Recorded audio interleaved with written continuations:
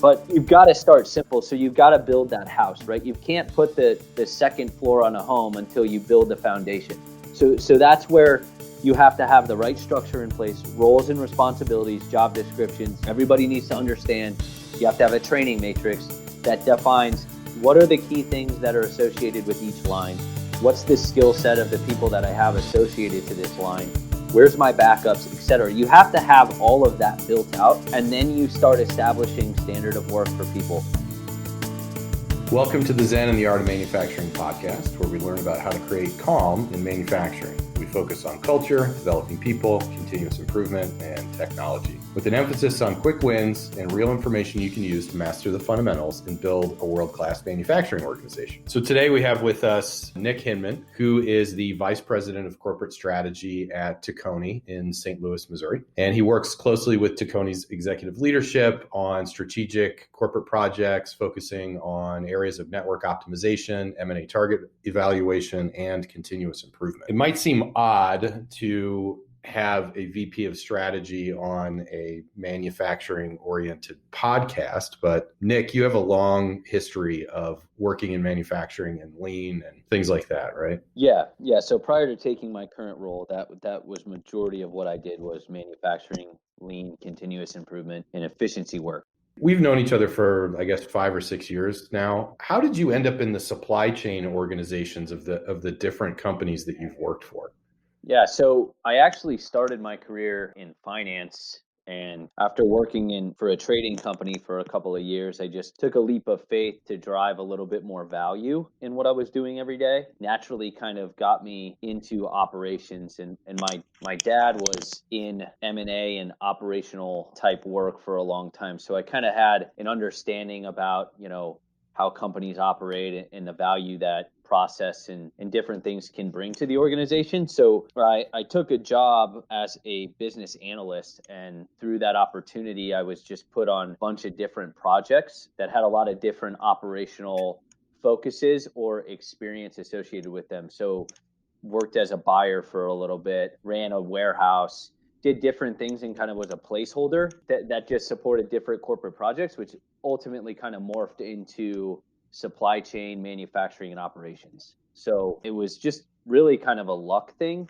And as I worked all those different opportunities in different projects, I just really fell in love with the idea of driving value, but also finding a better way to do things and just seeing how those improvements helped the business, but also helped people and really drove the culture of those businesses, provided that leadership kind of opportunities, and really just honestly, I just enjoy seeing the successes of operational improvement. So where did you learn? Did you kind of learn all of this on the job, or? So operationally, yes, doing a lot of books, talking to a lot of people. But then from a lean perspective, I did have the fortunate, opportunities to work with a couple of different consulting firms and some practitioners that had a plethora of experience in different industries, and those opportunities and those experiences, those conversations really just helped me kind of put the pieces of the puzzle together.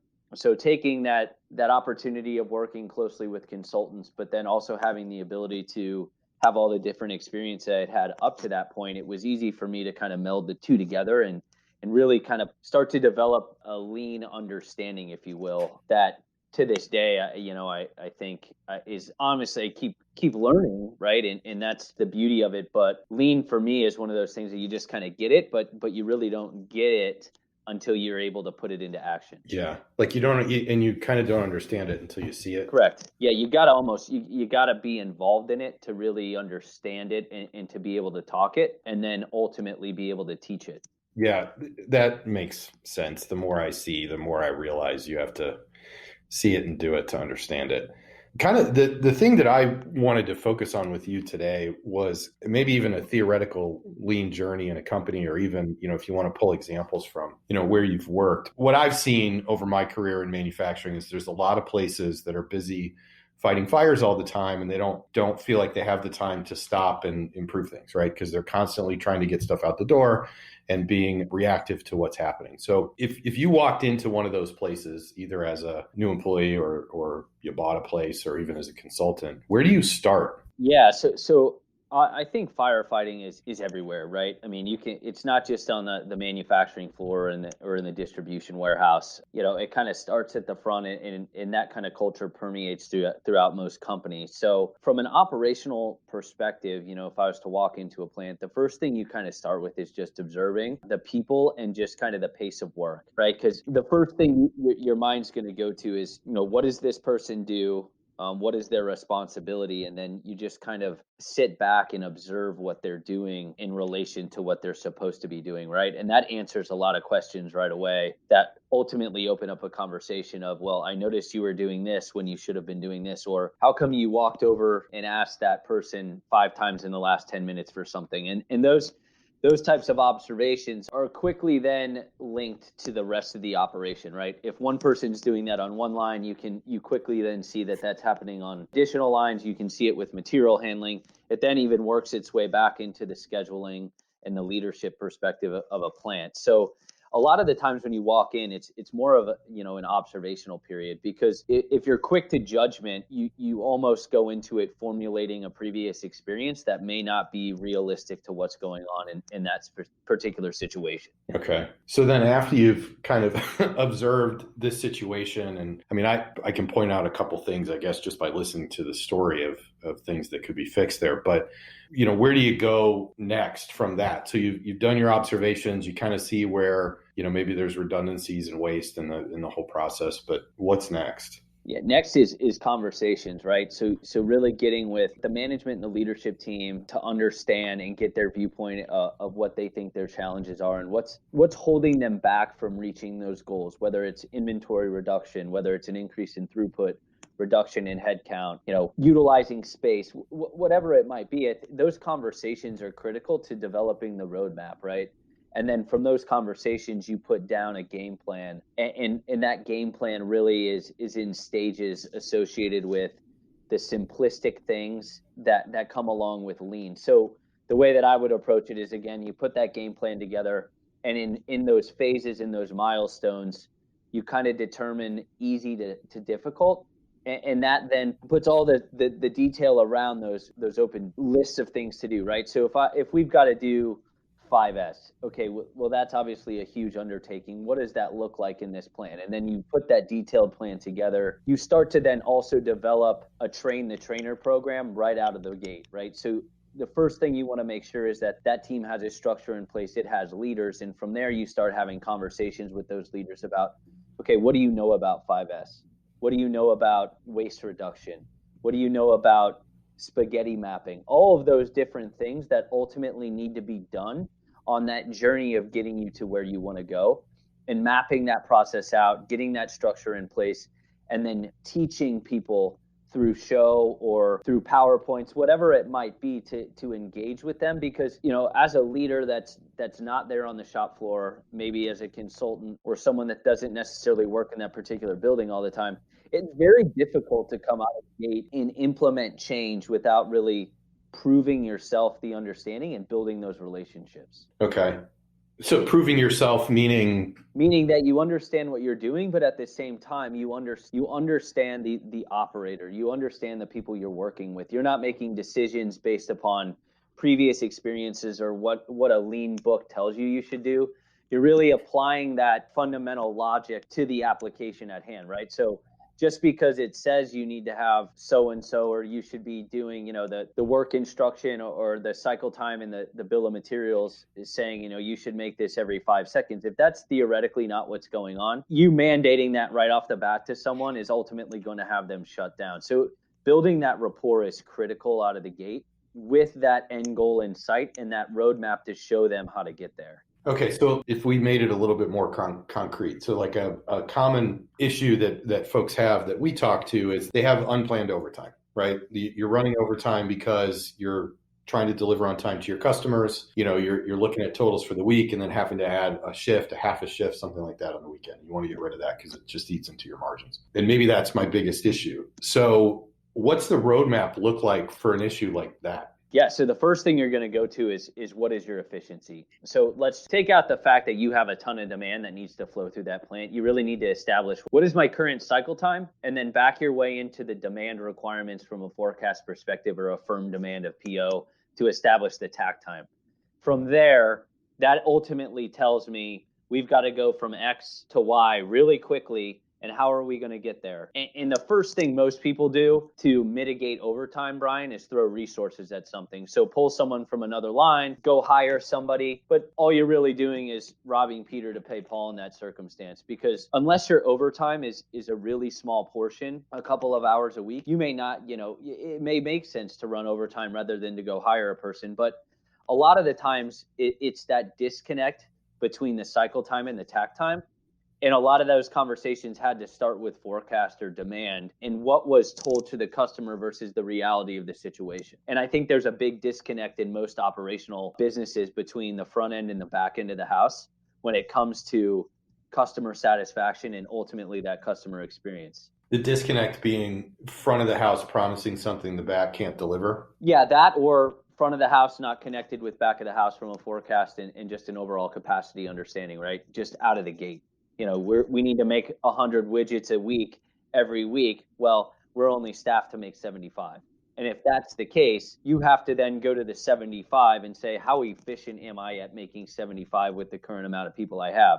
Because right away, that doesn't mean that we have to go back to the customer and tell them, hey, instead of getting you the 100 we promised you, we can only get you 75. As an operational leader, you need to go to that 75 and see, how efficient am I being in that time? And that's where most of the focus for me as an operational leader is just inefficiency. There's a lot of metrics that you can track, but the key metric that I focus on is that efficiency number. What am I controlling that I can control, right? Tell me a little bit more about that. What do you mean? What am I controlling that I can control? So what I mean by that is that I can only control how many widgets my team makes given the operation that we have at hand, right? So I can't control how much a customer is going to order. I can only control how many widgets that we get out and how efficiently we get it out. If I'm hyperly focused on, what I can't do, then I'm not going to be focused on what I can do. So that's where those metrics that I look at tracking are really simplistic, right? Red and green. Did I get out the widget I was supposed to get out on time? If I did, great, right? And then the operational side of that and the management side of that are two different things. Operationally, let's execute on what we can execute on. Management-wise, we need to go handle the customer expectation completely separate of the operational floor, because that's where you get the disruption. And to your point, strategic and executive leadership usually come in and say, this needs to get out for this customer no matter what happens. And typically that tends to permeate the firefighting situation. And you see that in a lot of businesses where this is our biggest customer. I don't care what it takes, but get this out. And that's ultimately where you start running into things that impact your performance number, which is your quality, which is your scrap rate, headcount, inefficiencies, all of those things bundle into that. And it's quick to quickly surface that up, right? Okay. If you're walking into a place where, you're looking at a firefighting situation and you're building out this roadmap to try to, let's start to minimize the firefighting, right? And talked about the specifics of overtime as being one example. How do you transition from that into kind of building something more sustainable, that improves over time? And yeah, so start simple, right? Start really simple. Start showing that roadmap. And in that roadmap, you have detailed objectives of little things that ultimately are going to help you reach your goal, right? So that's really the defining part of that roadmap, is working with that line lead or working with that operations manager to really make sure that all the small things are noted in as objectives in that roadmap so that you can quickly show and prove to the team that those subtle little changes are adding up as key wins, which ultimately gets you to the end, right? So if it's really hard for people, especially those that have worked in manufacturing plants for a long time, to accept change. Everybody knows that, right? And when a guy comes in from corporate that's here to quote unquote help, a lot of the times the first thing people do is they're not going to tell you the truth, and they're going to be very reluctant to listening to you because you just don't know. And that's natural, right? For any of us, and not just manufacturing. So to win those people over from a leadership perspective, you've got to show the simple, small wins and ultimately start, showing a scoreboard. And a lot of that is with, a whiteboard or a chalkboard at the end of the line that shows, we've got to make 10. What'd you make today? And then you have a conversation about your shortfalls. And then those shortfalls then are reviewed in that detailed list of, okay, well, we're working on this, right? We're trying to get better at getting the job to the line faster. by making sure you have enough material in your bin so that you don't have to wait for real. And by showing and then delivering on that ultimately gets people to buy in. How do you share that information amongst the group? Because you can't do the whole plant at once, right? So like, how do you kind of start small there and then share those wins? Yeah, that's a great point, because you always got to start small. I mean, if you walk into it and try to change a whole plant at once, it's not going to work. There's going to be too much to get done, too many people to manage, and just that's just too big of a change at once, to be frank with you. And that was one of my challenges when I first started, because I just in nature have kind of an aggressive personality, and I like to see things get done quickly, because when you do it once, it clicks real quick, right? It's very applicable to a lot of situations. So you have to select a line, and usually it's a line that you work with the leadership team that says, okay, it may not be the line that has the biggest issues. It's usually the line that people are the most comfortable knowing that it'll be successful, and that the people that are associated with that have the rapport amongst the rest of the group that the group will follow. So if they see you being really successful, Bryan, as a long-term employee, or as someone that maybe had a reputation as being, disgruntled or reluctant to change, and I can come in and I can get you to buy in, that's an easy way for then me to take on the next line and the next line. And then everybody starts to buy in, right? Because everybody starts seeing that line one doesn't have to run on Saturdays anymore. I want to be like line one, right? I want the overtime's nice up into a point. So getting that buy-in from people is critical, but doing it again in simplistic, successful way is really how you get people to fall in line with your journey and your ultimate goal. Yeah, that makes a lot of sense. It seems to me that, I'm a technology guy, right? So I always look for technology solutions to everything. But it seems to me that all of this it's a people thing and a culture thing, right? If you can build this trust and this sort of engaged culture, change is much easier to affect in that environment than it is somewhere else. Like this situation that you described, where people aren't going to tell you the truth. They don't really want to change. They don't want to be called out. Yeah, I mean, but yeah, you're a technology guy, but to put it in technology terms, though, how you build a technology software is with programming, right? So the ultimate thing at the end of going through all of this and learning and then establishing is putting in a sustainable program, right? And you have to have standard processes that are documented, because if you don't have those, it's very hard to hold people accountable and to control the environment that you've put in place. And that's one of the challenges with lean. And that's where you see most of the time where it fails, is that people do it and they can get it launched. They can't sustain it. And you see that a lot, right? Because if your executive team isn't bought into the vision and isn't bought into the culture, the next time that president of that company walks on that manufacturing floor and dictates that customer's order needs to go out today, that can kill the entire thing, and you're back to where you were from the beginning. And that's a lot of what happens, is that people just, once you slip on the discipline a little bit, it's a slippery slope back to where you came from, and it's really hard to get back to that lean journey. So how do you do that? That's probably the most difficult part, and especially in a multi-site environment. It's easy for me to walk out into the plant when you're there every day, but when you're across the country or even across the world, that's where you really have to document your processes in your program, establish standard of work, establish KPIs, and establish a rapport with people that there's a mutual understanding of an expectation here. I quickly can look at data and KPIs and know that you fell out of line, and I need to react to that with you as quickly as possible. And also really make sure that the teams that you're working with understand that from a lean perspective, you have to be proactive. That's where continuous improvement is critical, right? Reactive continuous improvement becomes proactive, meaning you're mitigating future mistakes if you have a culture of continuous improvement, because you're always learning from what you did wrong the first time to ensure it doesn't happen a second time. Mm-hmm. So that's the big thing, right? Is that it's a management in a culture that has to be established up front, and it has to then be, navigated in a sense to where where those checks and balances are of when things start to get too good, which is just as concerning as if they start to get really bad. So how do you start to build that out? that structure and the standard work and everything that needs to go around that? A lot of it is just keeping it simple. So start with Excel, right? So standard of works can be built in Excel by structure. So when I think of lean, and to go back to it, lean is broad. It's really hard to, my lean expectations are probably different from majority of the people that are going to listen to this podcast, right? They're probably different than yours, or some of the guys that I work with, or that I've worked with in the past. But you've got to start simple. So you've got to build that house, right? You can't put the second floor on a home until you build the foundation. So that's where you have to have the right structure in place, roles and responsibilities, job descriptions. Everybody needs to understand. You have to have a training matrix that defines what are the key things that are associated with each line. What's the skill set of the people that I have associated to this line? Where's my backups, et cetera. You have to have all of that built out, and then you start establishing standard of work for people. Hey, every day I need you to do this. Once a week I need you to do this. And if you define that and you hold people accountable, it's much easier to manage than constantly having to follow up on things that were either missed or reminding people. And that's where more successful morning meetings come in, right? Gemba walks are big on that.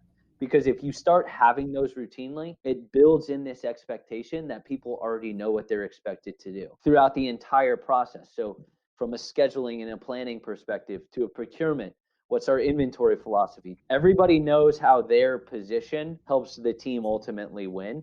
And by defining that, you're able to then manage it through a scoreboard. Okay, because you understand that the foundation has been laid, and the numbers going up or down on the scoreboard is a symptom of the cost, right? Of somebody not following something. Yeah. You can quickly do a root cause analysis when you look at a line, and you know the people that are on that line, the job descriptions, what they're supposed to do. You have the cycle time of the part that's running on that line.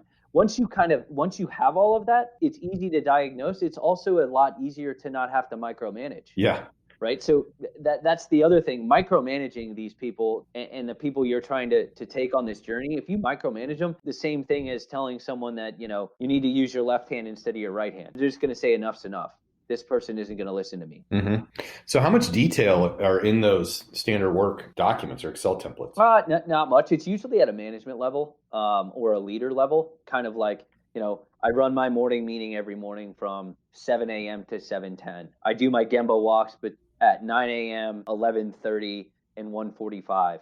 I have my end of day report out and email my manager or write in my log anything that might have happened and get prepared for the next day. I mean, it's really simple. Or once a week on Wednesdays, I've got to walk the corrugate aisle to make sure that our VMI inventory is at the right levels and we didn't miss anything, to make sure that the ERP is running right. Because those are the things that if you don't keep up on them, they permeate that firefighting, and they can just totally kill what you're trying to do. And to be frank, I mean, those are the things that probably everybody on this podcast deals with on a daily basis. Yeah, I'm sure. Definitely. I mean, I can even relate this stuff to software development. Like it cuts across most industries and what everybody has to deal with. Yeah. So when you're talking about standard work, it's not getting down to like what the individual, operators or people working on the line are specifically doing necessarily. No, that's all in that work instructions and those things that engineering put together with them at the front end. The only things really lean wise that you would work with them on is if you're running a Kanban system with hardware or things like that, you want to educate them on the importance of being diligent with that system, right? Because if you run through bin 1 and you pull bin 2 forward, you have to make sure that bin 1 goes in the replenishment area, because someone's not going to see that. And that ultimately then will run you out of parts. But that's also kind of the expectation that's built into the job description of those leaders. And in a lot of times, after you get through the initial conversations, the observance of what's going on, a lot of it you find out that people really don't know what they're expected to do every day. And once you work with them and define that, ultimately you find that you become more successful right away, because people like to feel successful. They don't like to feel like failures. So if you can set them up and you can walk with them and make sure that you're working with them to put them in a successful position, then comes the scoreboard. But don't throw the scoreboard up right away. No one wants to look up there and just constantly see that they're losing every day. So there's a fine line there, right? Because ultimately again, if executive leadership is not on this journey with you, that's where you're going to have a conflict of interest. Right. Yeah. Can you be successful if executive leadership's not on the journey with you? No, I truly don't believe so. Do they need to be lean practitioners? Do they need to, understand lean and be able to do that? No, but I think that they have to trust the team that they have in place to execute and what lean will do for their operations. And that's really that sponge, right? So it's okay if that customer order needs to go out today, but it's not the CEO's job to walk out on the floor and share that. That needs to go through the plant manager or the production operations manager, who then articulates it appropriate within the foundations that have been laid. Yeah. Okay. Makes sense. So you have to build, like you were talking about the analogy of a house, right? Where you're building the foundation, which is kind of the standard work, roles and responsibilities, training matrix, putting in sounds like morning meetings and Gemba walks are kind of part of that too. Yep. Yeah, I mean, just all those like kind of foundational things, right, that are associated with making sure that you're going to put you and your team in a position to maintain your KPIs, right? And then once you get there, then you can go up a level, which is the 5 whys, doing Kaizen events, doing continuous improvement type fishbone activities, putting in more complicated Kanban type processes that gets you less reliant on an ERP system and more reliant on visual management and things like that. But if you go out of the gate with that without the foundation and the fundamentals in place, those things become too difficult to manage, and ultimately you revert back to what you're used to, right? Which is usually a push system where you're making stuff just to make it instead of making it with a purpose, which is also what I really find really neat about lean, is that everything you do has a purpose. Everything you do drives value to the end of the day. And ultimately, everything that you do is reflected on your scoreboard, both the scoreboard for your production side and as for the plant as well. Mm-hmm. So how do you guys run your morning meetings, like at the plants? What's the structure of those things? We try to do it as consistently as possible across all of our manufacturing sites. We do morning meetings in our manufacturing areas, and we do them in our warehouse distribution receiving areas. And what we focus on is really, again, simple. How do we do yesterday? What do we have to do today to improve from yesterday? Are there anything we need to talk about that's of importance? Any unique situations? Anything critical happening today that we need to make sure as a team we get done? Whether it's completing an order that's on the line, being aware that something is on back order and is of critical importance, highlighting quality issues we ran into the day before, mispicks, customer service issues, scrap from engineering. And then we just review where we are at back order wise or overall efficiency wise to make sure that the team is all aware that, hey, here's where we are for the week. Here's where we got to get to go. Here's the things we need to pay attention to. And from there, we start the day, right? We try not to inundate people with too much information because that can tend to be a distraction. It seems to me that the morning meetings are kind of critical to the whole process. Like, is it also where you share some of those quick wins, or how does that come about? Every day we want to show that we're successful. We want people to feel successful. If we weren't successful, that's where we talk about how do we get better. We don't focus on what happened. We focus on where are we going to improve today from yesterday. And a lot of it, to be honest, is just the communication piece. The morning meeting, in my mind, is just open communication and dialogue.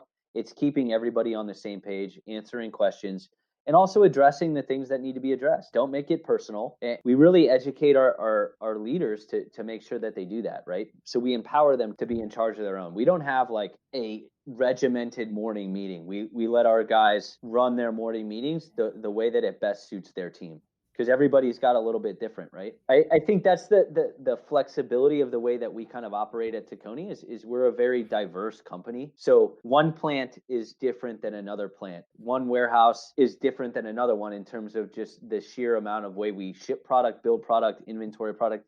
So we've got KPIs that are aligned across all of those plants so that we can all talk the same talk when we're looking at KPIs and discussing ultimately how we're doing. But from a day-to-day execution piece, we just kind of let them do it. And as long as they stay within our expected, guidelines. Yeah. So kind of following the standard work stuff. Yeah. We just say, hey, communicate with your team, have a morning meeting, not you have to talk, da, da, da, da, da, da, da. We just say the expectation is you have a morning meeting. and you're building the rapport with your team appropriately. Yeah. Okay. It's surprising to me that there's still a lot of companies out there that don't do that. They don't have a morning meeting. They have a weekly meeting with the production team, and they're sitting in a conference room looking at stuff. Yeah, it's just real quick. I think that's a great point, because in a corporate strategy role, I work with a lot of different areas now within our business. So admin stuff, sales. It's amazing to see the value of a morning meeting across an entire organization.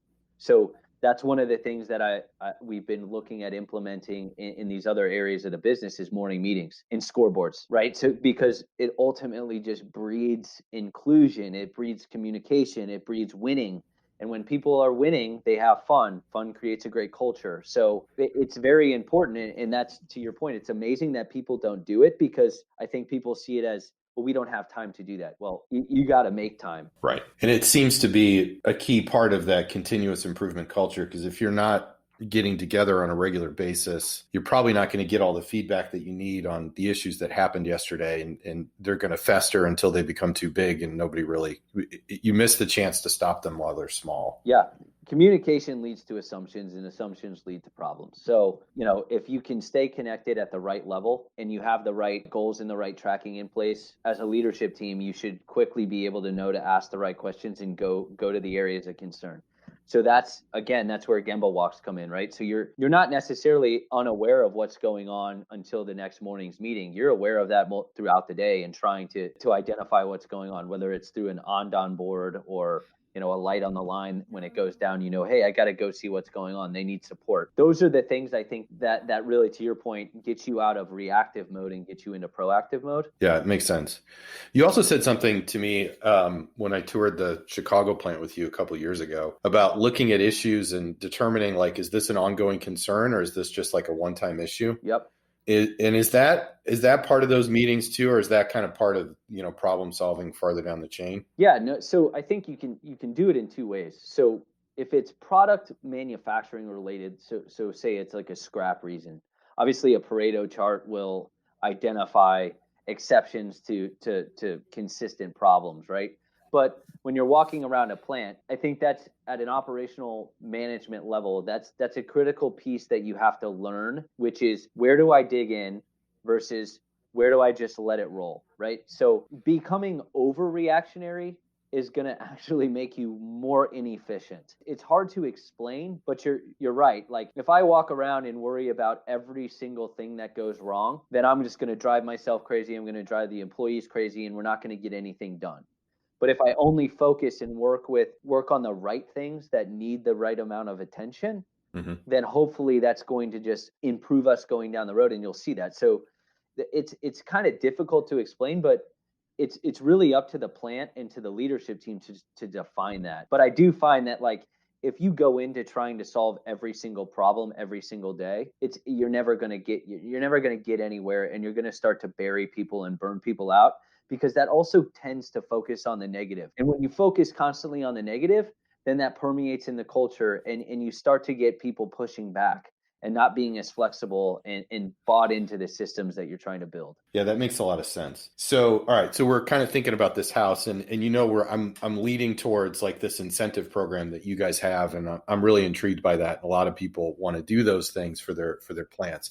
So you build this foundation you build this culture that we've been talking about, and it sounds like you have lean tools that can kind of fit in the middle, like Kaizen events and fishbone diagrams, 5 Whys, 5S, all of that fun stuff. But how do you get from there up to the point where things are stabilized enough that you can do an incentive program? And what do those things look like, and how do you start that? Yeah, sure. So we do run an incentive program, and it took us quite a while to get to the incentive program. And we had a lot of strategic and management conversations around when was the right time and how do we put it in the right way so it doesn't kill what we're trying to do, right? Because people will just see the end goal versus, making sure they're doing everything correctly. So what's the right way to roll out the incentive program? So to go back to the first point, that's part of that roadmap. So the first time you walk into the plant to when you think you've gotten to where you need to go, at some point when you get farther down that roadmap and through that project plan, you'll hit a period where you say, okay, this thing's running pretty sweet.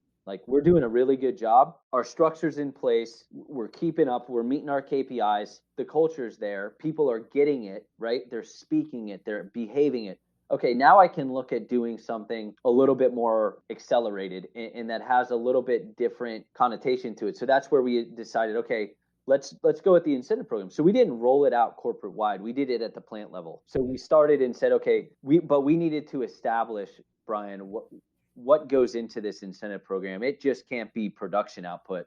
Because quality will suffer, right? And everybody will just forget, oh, I got to get another 5 units out the last 10 minutes of my shift rather than 5S my line and get ready for tomorrow. So we built out a tiered incentive plan that has 3 pillars. So we've got production efficiency, right? So we don't go off a standard, we go off of reality. Big time, because we don't want to push inventory. We don't want to have more inventory than we need. We want to keep ourselves lean from a flexibility standpoint. So we go off of efficiency. What did I get done with what I could control? We go off of quality. So we're tracking quality issues at the line for 2 reasons. One, we don't want to let bad parts get to the end customer. Obviously, that's number one. And number 2, we want to get the right information for that continuous improvement process. And then the third pillar is 5S, because I'm a firm believer that 5S is a critical component of a successful lean plant. And the reason being is that clutter causes confusion and confusion causes inefficiencies. So it's easy to onboard people. It's easy to move people around. It helps you establish standard of work. It helps you put in visual management, Kanban, etc., because everything is in its place. So it's critical that we focused on 5S. And early in our journey, you would think, okay, yeah, everybody's going to be focusing on production and quality. We actually put production and quality as 25% of the incentive program, and 5S is 50% of our incentive program. We're hyper focused on 5S because if we do and hold ourselves accountable to being organized, we should meet our productivity goal. We should have better quality because we know what's good, what's bad. And so if we're in a position to be efficient and in a position to be productive, then our quality should be better. And it all starts with the discipline of being organized and running the system. Because if you don't establish a robust 5S program, then you can't have everything else as you go up the chain of that house, right? As you start to build out that foundation, it's going to crumble. So it's very interesting because most people think incentive programs are all based on efficiency. No, ours is based on 5S and then production and efficiency. And you know what? People got that really quickly. You walk into our plants from 3 years ago to where they are today, you probably wouldn't recognize them. And people understand that. And they buy in. And then people start thinking, oh, well, maybe we need to tape out the floor here. Or, maybe we need to start moving things over here because this is where we always put this. It starts to just then permeate ideas, which ultimately impact your productivity. Yeah, it's really interesting. Have you ever read the book, The Power of Habit? I think that's what it's called. No, I have not. Sounds like maybe I'd like that. Yeah, it's how to build habits in organizations, and like what the components are to make that happen. And there's a story in there. I wish I remembered the company's name, but there's a story in there where a guy took over this company. It might have been US Steel. Then they had all kinds of problems across the entire company. And like the share price was going down and just like tons of issues. And he decided we're going to focus on safety. We focus on safety and we keep all of our employees safe. And that is our number one goal that we're going to do. Everything else will fall in place. And that is similar to what you guys did with 5S, it sounds like, because it's like if you can focus on this organization and making everything clear, then the rest of it should fall in place. Plus, you're building these habits of organization, following these processes and things like that. Is that kind of how you see it, or? Yeah. So I actually stopped telling places that I was visiting them. So I would stop letting people know that I was traveling to their plant because I didn't want them to clean up before I got there, because that's a learning opportunity. I would just literally spend hours walking around with different leaders in different areas of these facilities, explaining and teaching, not necessarily calling them out, but explaining the importance. Like, why would you put that there? Or, hey, I noticed that that's over there. What is that? And if they can't speak to it, then we would walk over there and we would talk about it.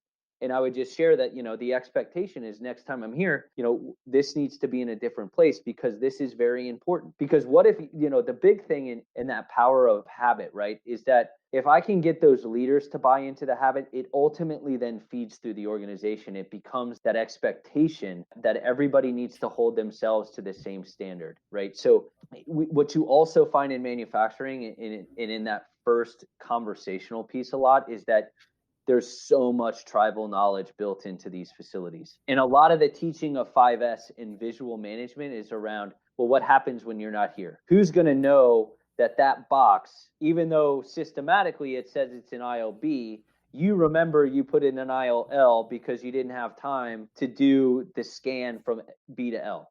Those are the things that you teach people through practice and through conversation.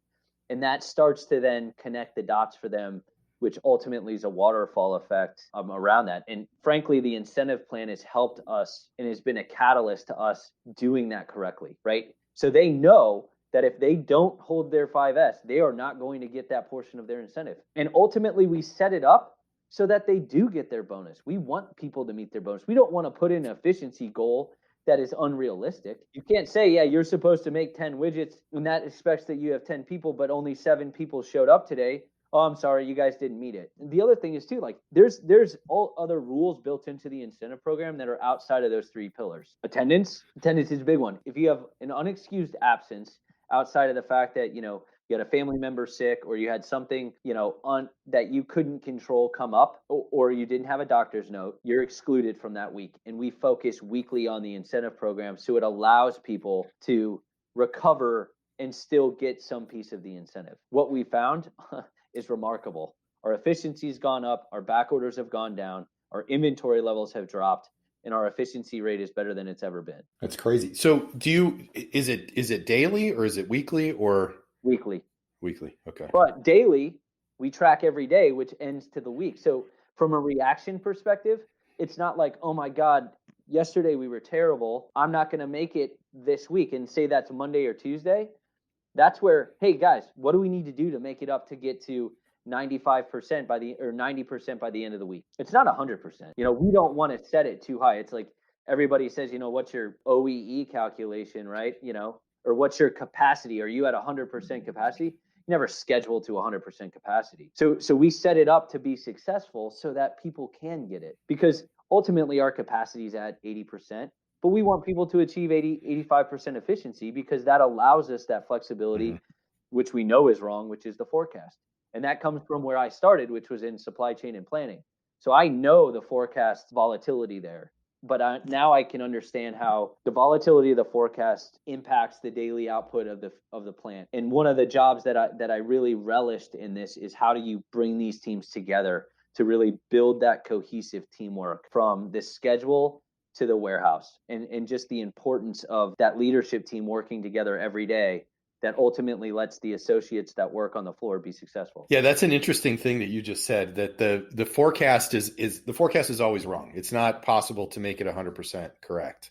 And so having the flexibility, kind of the slack of being at 80% capacity, gives you the ability to respond to those variations in the forecast that is wrong, right? Right. And we can have a whole other podcast, to be quite honest, on push versus pull. Yeah. I am a practitioner and a proponent of pull. I grew up in a push upbringing, if you will, because I was in PE for a little bit, and that's all about absorption. That's all about, getting as much through that plant to make as much money as possible. But ultimately, when you push too much inventory, it eats into your lean culture. So that's where that forecast is critical. But it's really that the cadence of that plant, that's the key piece of making that successful operation. Holding that efficiency target, holding that performance target, holding your ground in your organization and your standard of work, holding yourself to KPIs, you'll then ultimately be successful. Yeah, I would like to talk about that. I think that would be really interesting, but it is not going to fit in the next 5 minutes. So how do you determine whether or not somebody got the 5S goal for the week? Is that easy to do, or is it subjective? We have scorecard. It's a manual scorecard, but we have a scorecard, and we've identified or you kind of assign areas of the facility to a leader of a different area. So if I was in shipping and on the distribution piece, I may go look at our quality area, and I would do a 5S, and the checklist is the same. And it's pretty easy. It's, a 1 through a 5. And then the total score determines if you pass or not. So you have to get over a total score in order to hit the incentive. That's the biggest thing with our 5S program, is that there's no leniency on the 5S portion of the incentive. You either hit it or you don't. If you don't hit it, there's nothing you can do about it other than try to get it next week. And so within that, there's a report out, right? So I take the scorecard and then I note specific things that I saw throughout that scoring session. I give it to the line lead, and then they're, responsible for ultimately implementing that or working on those with their team. That's really interesting. There's a lot of stuff that I think we could dive more deeply into, but so let me make sure that I have like this correct as we wrap this up, and tell me where I'm missing, kind of this house analogy. So we talked about the foundation that you put in, and really in the middle, once you put in that foundation of trust, engagement of the employees, kind of the beginnings of continuous improvement. Is that the point where you add in sort of those more traditional lean tools? Correct. That's when you can get more sophisticated. Okay. Yeah, sophisticated is probably advanced, if you will. Yeah. And then once you have things kind of stabilized and running well, like you said before, I mean, would you recommend everybody do an incentive program at the plant level? If rolled out the right way, I think it really helps, keep people engaged. It's hard for associates to understand a back order and a budget because that doesn't impact them. They get paid whether they come to work or not, right? They don't get paid on a commission plan. And a lot of the times back order really isn't an associate's problem. It's somewhere down the chain, forecast, supplier, ERP, bill of materials, whatever you want to, say it is. So we found it to be successful. And to be honest with you, it pays them more than most spot bonus programs at the end of the year would pay them anyways. And they get the money sooner. Again, it's the incentive, but no pun intended. It's that incentive to do well now, see immediate gratification. So a couple other generic questions that I like to ask. What's something that you learned as a kid that still sticks with you today? So one of the things I think is just from a leadership perspective. Growing up, I played a lot of sports. I was always kind of like, I liked the aspect of winning. I was a very competitive kid. And I think that just being in operations is kind of an extension of playing a sport, right? I can equate a CEO to owning a football team, right? You can equate a ops manager, a plant manager to being a head coach. There's just so many ways that I can take a situation from a work perspective and quickly dissect it and apply it to something that is very simplistic for me to understand. So by being in sports and seeing that and just being involved, it allows me to just kind of decompress real quick what's going on and then decide, how do you lead these people? Because not every team can be led the same, right? You don't lead a baseball team the same way you lead a football team. You don't coach them the same way. So if you can quickly kind of understand the personalities that you're dealing with, you can cultivate and realign your leadership approach. And I think that's probably the biggest thing that I can use now that I got growing up. Yeah, that's great. What's do you have a favorite book? Doesn't have to be a business book, but like something you recommend? Yeah, I mean, there's all sorts of books that I love to read. Books I like to, especially like Ray Dalio's Principles is a really good book. The goal from a manufacturing perspective is probably the best one to just really kind of connect the dots without getting into the lean minutia. It really kind of just shows you, okay, yeah, this is what I need to be focusing on. There's just so many, and then obviously I've just going through like an MBA program. You have to read so many books, but been reading a little bit of Extreme Ownership by Jocko Willink recently. That's a good one because again, taking business management and applying it to something that like a war or leading an army or leading a group of Navy SEALs is really easy to tie the two together, and you can just quickly reference things like that. So I like books that I can reference real applicable type situations to. That helps me then when I'm in the moment say, oh yeah, I remember I read how they did this in the goal. I remember them talking about the Herbie. Right? So I can go, oh, where's the Herbie in this plant? Okay, it's easy for me to go find it. Yeah, you start to pick up themes throughout all of these books too. That at least the one that I've been picking up is culture is everything. Like if you have a good culture and you can build that good culture, you can do a whole lot and be successful with that. But if you don't, you got a lot of problems. Yeah. The thing is that culture is everything, but there is no set culture, right? Every business has a different culture. And I think that's one of the difficulties with something like LinkedIn or whatever you want to test it to. It's really neat to see cool cultures out there, but trying to hold yourself from a culture perspective to another organization is really, really difficult to do. And it's unachievable. So for example, in Lean, obviously everybody wants to be Toyota, right? Every book in Lean is written about Toyota. Well, Tacony's not Toyota. Tacony's never going to be Toyota. So we have to be Tacony. We have to come up with our own processing system. I think, yeah, I agree with you. Culture is everything. And I think there's a big piece of that is just developing relationships with people, treating people as human beings and not treating people as associates. Yeah. Building, trust and engagement. And that makes a lot of sense. And that's one of the things that I took away from a consultant I worked with a couple of years ago is him saying, as a consultant, my job here is to get to know the people first. I want to know everybody's name. I want to know their kid's name before I can actually get out there. And then they'll start to trust me once I get that relationship built. Then the trust comes. Then the culture comes. That's an interesting point. I know a lot of people who wouldn't be willing to pay for somebody to walk around and meet all the employees as a consultant, but you know what I'm saying. Yeah, no, I know. I think it's an interesting perspective, though, if you really think about it, because you bring in a consultant's going to tell you what to do, but you also need sometimes that consultant to be a change agent for you. And people look at consultants as they just get scared of them. Yeah, consulting gets a bad reputation sometimes, like lawyers. Maybe not as bad as lawyers.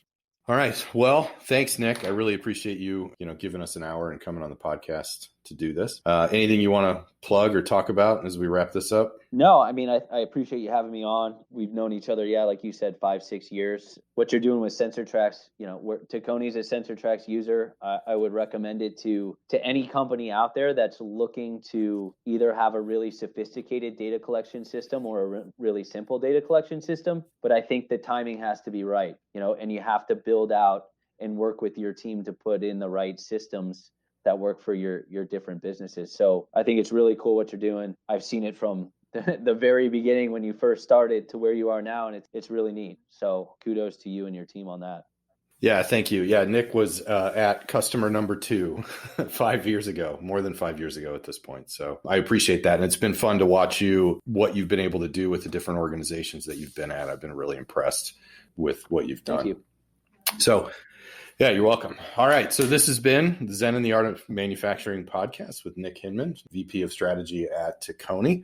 Please subscribe wherever you get your podcasts, Apple Podcasts or Spotify or anywhere else you find them on the internet. So Bryan Sapot, we'll talk to you in a couple weeks.